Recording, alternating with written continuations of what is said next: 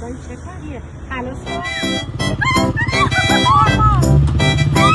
اولین جلسه موتور سواری، میخوام برم موتور سواری یاد بگیرم.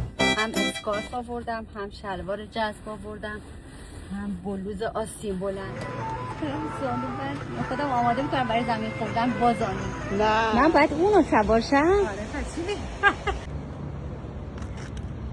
خب صاف کن بزن زمین موتور صاف کن نه موتور صاف نکن. موتور رو صاف باید من جذب بیاد. موتور رو باید صاف کنی وا تموم شد خوب همه چیز مثل ماشینه شما میزنی کلاش یه وایسادی برنه دست برنه کلاش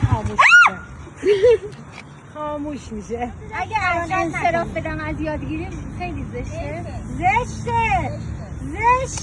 ما میتونیم سنگا من تو میتونی واسه من زشته مغز شاگرد نداشتم که تو ماجراجویی حیفه بابا من میخوای با هم بریم با موتور افغانستان نگو من ترسوام به خدا.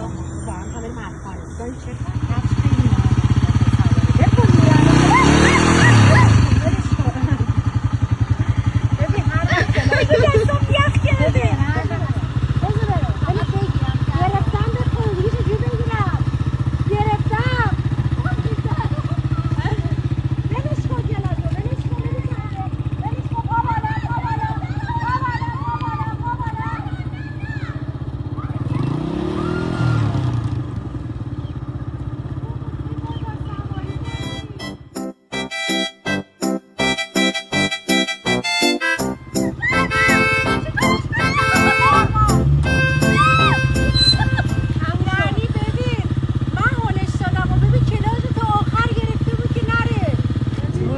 اگه بگم غلط کردم چی میشه؟ دیگه نمیشه